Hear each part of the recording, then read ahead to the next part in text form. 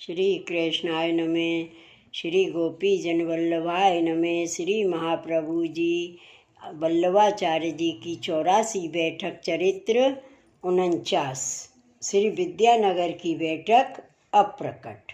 श्री आचार्य जी महाप्रभु की बैठक विद्यानगर में विद्या कुंड के ऊपर है। वहाँ प्रथम आपने इस रीत से माया मत का खंडन किया है। एक समय में श्री आचार्य जी महाप्रभु ने विचार किया कि दक्षिण में कृष्णदेव राजा महापंडित हैं। उसके यहाँ चारों संप्रदाय के आचार्यों से मायावादी झगड़ा करते हैं। वहाँ मायावादी प्रबल हो रही हैं। ऐसा विचार कर आप वहाँ पधारे। बीच में दामोदर दास का गांव था। उसमें उनके घर के नीचे होकर जाने का मार्ग था। वे दामोदर दास पूर्व के बिछड़े हुए थे। गौरव में बैठे बैठे श्री आचार्य जी के दर्शन का विरह कर रहे थे। उनके पिता भगवत चरणारविंद को प्राप्त हो गए थे। उन दामोदर दास के 3 बड़े भाई थे। उनने विचार किया कि द्रव्य कलेश का मूल है, इसलिए इसको बांट लें तो भाइयों के हित में रहेगा। ऐसा विचार कर अपने द्रव्य के 4 भाग किए। तब दामोदर दास से कहा कि तुम अपना भाग लो। दामोदर दास ने कहा तुमको अच्छा लगे वह करो। वे तो यही विचारते थे कि कब श्री महाप्रभु जी पधारें और कब मेरे को दर्शन दें। उसी समय श्री आचार्य जी आप राजमार्ग से दामोदर दास के गौख के नीचे से होकर पधारे। तब दामोदर दास को श्री आचार्य जी का दर्शन कोट कंदर्प लावण्य स्वरूप में हुआ। यह देखकर दामोदर दास गौख से नीचे उतरकर दौड़कर श्री आचार्य जी को साष्टांग दंडवत की। तब आपने श्रीमुख से कहा कि दमला तू आया।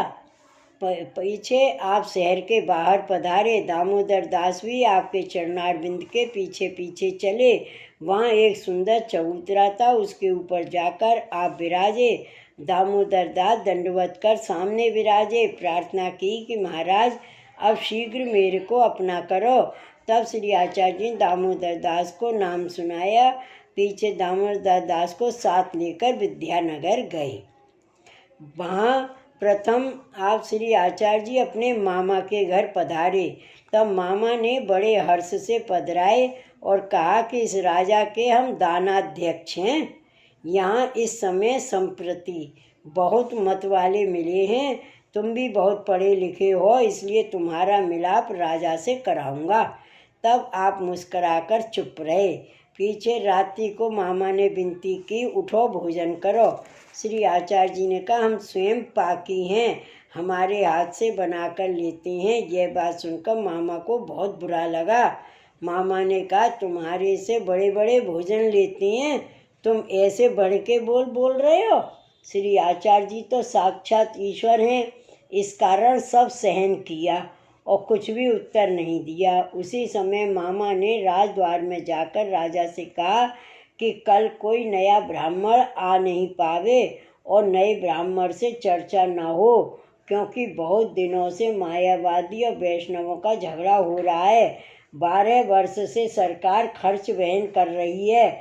मायावादी अति प्रबल है, इसलिए अब वैष्णव संप्रदाय का खंडन हो गया है और माया मत का तिलक होगा। राजा ने खवास से कहा कि कल कोई नया ब्राह्मण को मत आने देना। दरवान से कह दो कल कोई नया ब्राह्मण न आने पावे। मामा सब व्यवस्था कर अपने घर आया। तब यलम्मा जी ने आपसे बहुत कहा सब तैयारी करा दूं, तुम अपने श्री हस्त से रसोई कर भोजन करो। तब श्री आचार्य जी ने कहा कि अब तो सवेरे बात करेंगे, इस समय तो कुछ नहीं खाएंगे। इसके बाद आप तो पौड़ गए। अर्धरात्रि के समय श्री गोवर्धन नाथ जी वहाँ पधारे। श्री आचार्य जी को जगा करके कहा कि तुम ऐसे गर्व के वचन सुनकर इसके घर में क्यों रहे? मैं तो तुम्हारे पीछे पीछे फिरता हूँ। ऐसे करोड़ों राजा आपके चरणारविंद की अभिलाषा करते हैं। ऐसा कौन है जो आपको और राजा से आपको मिलाएगा? इसलिए आप विद्या कुंड पर पधारिए। ऐसा कहकर श्री गोवर्धन नाथ जी तो पधारे। उसी समय श्री आचार्य जी महाप्रभु उठकर कृष्णदास और दामोदर दास को साथ लेकर आप विद्या कुंड ऊपर पधारे। देह कृत्य कर स्नान कर नियम किया। पाछे अपने प्रातःकाल अपने कमंडल को आज्ञा की कि तुम राजा कृष्णदेव की सभा में खबर करो। तब कमंडल उसी समय अंतरिक्ष से गया। तब राजा सभी सभा सहित उठकर खड़ा हो गया। कमंडलों को साष्टांग दंडवत की। कमंडल के तेज को देखकर राजा ने विचार किया कि यह तो साक्षात ईश्वर का कमंडल है। पीछे राजा ने उस कमंडलू से विनय की कि तुम अपने स्वामी को शीघ्र पधरा कर लाओ।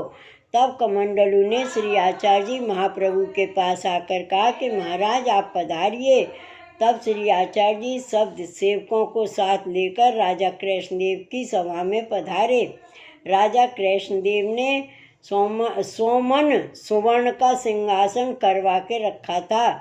उस राजा के मन में यह अभिलाषा थी कि जो माया मत का खंडन कर ब्रह्मवाद का स्थापन करेगा उसको इस सिंहासन पर पधरा कर कनकाभिषेक करूँगा।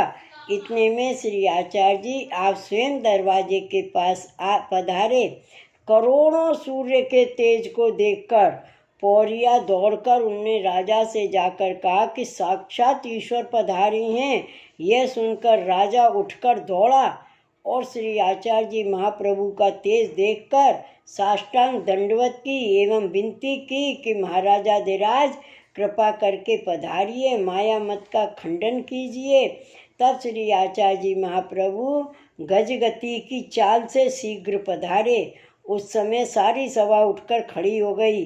तब राजा ने बिना ही बात किए प्रार्थना की, महाराज कृपा करके सिंहासन पर विराजिए। श्री आचार्य जी ने कहा बहुत अच्छा, पीछे आप सिंहासन पर विराजे और कहा राजा ये क्या झगड़ा है।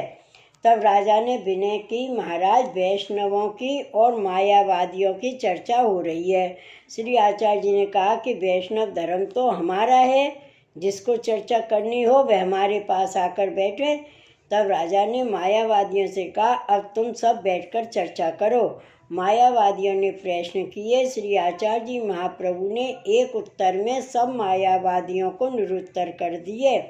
तब सब पंडितों ने हाथ जोड़कर कहा महाराजाधिराज आप तो साक्षात ईश्वर हो, आपका दर्शन हमको आज हुआ है। इस प्रकार आपने विद्यानगर में माया मत का खंडन कर ब्रह्मवाद का स्थापन किया। तब वहाँ जय जयकार हुआ। इस कारण राजा ने बहुत सेवक कराए और स्वयं भी सेवक हुआ। श्री कृष्णदेव राजा ने श्री आचार्य जी का कनकाभिषेक कराया और प्रार्थना की, महाराजाधिराज यह सब द्रव्य आपका है। तब आपने आज्ञा की यह तो स्नान का जल हुआ, आप सोनी को बुलाकर टूक टूक करवाकर हजारों ब्राह्मण आए हैं उन सबको बांट दो। यह सुनकर सब ब्राह्मण कहने लगे ये तो ईश्वर बिना कौन करता है। तब सोमन स्वर्ण बांट दिया। सभी ब्राह्मण प्रशंसा करते हुए सब अपने अपने घर गए। कृष्णदेव राजा ने विनती की, महाराजाधिराज कृपा करके हमको शरण लीजिए। तब आपने राजा कृष्णदेव को नाम सुनाया। राजा ने मोहर का थाल भरकर आपके सम्मुख रखा। आपने उसमें से 7 मोहर निकाल ली। राजा ने विनती की, महाराज आपने केवल 7 मोहर ही क्यों उठाई, ये सब मोहरें तो आपकी हैं। आपने आज्ञा की इस मोहरों से हमारी ओर से कटी मेखला बनवाकर श्री जगन्नाथ राय जी को अंगीकार करवाओ। ऐसा महात्म देखकर अनेक जीव श्री आचार्य जी महाप्रभु की शरण आए। पीछे आप विद्या कुंड पर पधारे। वहाँ सायकाल माधवाचार्य और रामानुजाचार्य ने आकर विनती की, महाराज आपने हमारे धर्म की रक्षा की है, इसलिए आप भक्ति मार्ग के रक्षक हुए हैं, अतः आप हमारी गादी पर विराजो, हम सब आपकी आज्ञा में रहेंगे। श्री आचार्य जी महाप्रभु ने विचार किया, चारों संप्रदाय के मूर्धन्य विष्णु स्वामी हैं, इसलिए विष्णु स्वामी संप्रदाय के लिए ही हमारा प्राकट्य हुआ है। विष्णु स्वामी के शिष्य बिल्व मंगल हुए हैं। इतने में बिल्व मंगल भी आए। आकर श्री आचार्य जी को नमस्कार किया और कहा, कृपा सागर विष्णु स्वामी सेवा मार्ग प्रकट कर बहुत समय तक वे भूतल पर विराजे, किंतु कोई ऐसा शिष्य नहीं हुआ जो वो मार्ग चलावे। इस बात का विष्णु स्वामी को बहुत दुख हुआ। पीछे आप तो स्वधाम पधारे, तब मेरे को आज्ञा की कि मेरे शिष्य तो सब ऐसे हुए जो अपने अपने देह सुखार्थी हुए हैं, नहीं प्रभु का विचार करते हैं और नहीं संप्रदाय के ग्रंथों का ही अवलोकन किया। सेवकों का मुख्य धर्म यह है कि स्वामी जिससे प्रसन्न हो वह करना। इस प्रकार विष्णु स्वामी को बहुत विरह हुआ। तब स्वप्न में उनको भगवद आज्ञा हुई कि दक्षिण तैलंग कुल में साक्षात श्री पुरुषोत्तम का प्राकट्य होगा। वे बहुत काल से जो दैवी जीव बिछुड़ गए हैं, उन दैवी जीवों के उद्धारार्थ और भक्ति मार्ग धर्म मार्ग स्थापनार्थ आप पधारेंगे। उनका भूतल पर 1535 माधव मास कृष्ण 11 मध्याह्न काल के समय ज्येष्ठा नक्षत्र रविवार के दिन स्वेच्छा से चंपारण में अग्निकुंड में से प्रादुर्भाव होगा। उनका नाम श्री वल्लभाचार्य होगा। वे सेवा मार्ग प्रकट करेंगे, ऐसी भगवद आज्ञा हुई। तब मेरे से आप विष्णु स्वामी ने कहा कि मैं तो स्वधाम को जाता हूँ, परंतु तुम रहना, तुमको काल बाधा नहीं पहुँचाएगा।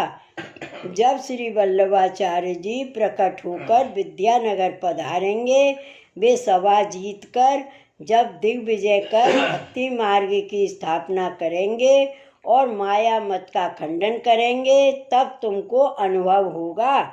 इसलिए तुम विद्यानगर में विद्या कुंड पर जाना, वहाँ तेरे को श्री आचार्य जी महाप्रभु का दर्शन होगा। उस दिन तू उनसे विनती कर विष्णु स्वामी के मार्ग को अंगीकार कराना। यह मेरे को आज्ञा कर श्री विष्णु स्वामी निजधाम पधारी हैं। यह वृतांत कहकर बिल्व मंगल ने अपना वृतांत कहा कि महाराज, मैं श्री विष्णु स्वामी जी की आज्ञा से वृंदावन में ब्रह्मकुंड के ऊपर इमली के वृक्ष के नीचे बैठक में आपका स्मरण करता था। इस तरह मेरे को बैठे बैठे 750 वर्ष हुए हैं। अब मेरे को भगवद आज्ञा हुई है कि तू विद्यानगर जा, तेरे को श्री आचार्य जी का दर्शन होगा। इस कारण मैं यहाँ आया हूँ। ऐसा बिल्व मंगल का वृतांत सुनकर श्री आचार्य जी श्री बिल्व मंगल जी के ऊपर बहुत प्रसन्न हुए और कहा कि श्री विष्णु स्वामी के लिए तो मेरा प्राकट्य है। तब विष्णु स्वामी की ओर से श्री बिल्व मंगल जी ने श्री आचार्य जी महाप्रभु के तिलक किया। पीछे चारों संप्रदाय के आचार्यों ने मिलकर श्री वल्लभाचार्य जी नाम रखा और प्रार्थना की कि महाराज, चारों संप्रदाय आपकी हैं और हम आपके आज्ञाधारी हैं, आप हमारे संप्रदाय के दीक्षित हो। तब बिल्व मंगल ने विनती की, अब मैं स्वधाम को जाता हूँ, ऐसा कहा। उसी समय बिल्व मंगल स्वधाम को पधारे। विद्यानगर में जय जयकार हुआ। यह महात्म देखकर अनेक जीव शरण आए। पीछे चारों संप्रदाय के आचार्य अपने अपने घर को गए। श्री आचार्य जी कुछ दिन विराज कर विद्यानगर से विजय की। विद्यानगर की बैठक का चरित्र समाप्त। श्री वल्लभाधीश की जय। श्री गोसाई जी परम दयाल की जय। जय जय श्री गोकुलेश, जय जय श्री गोकुलेश।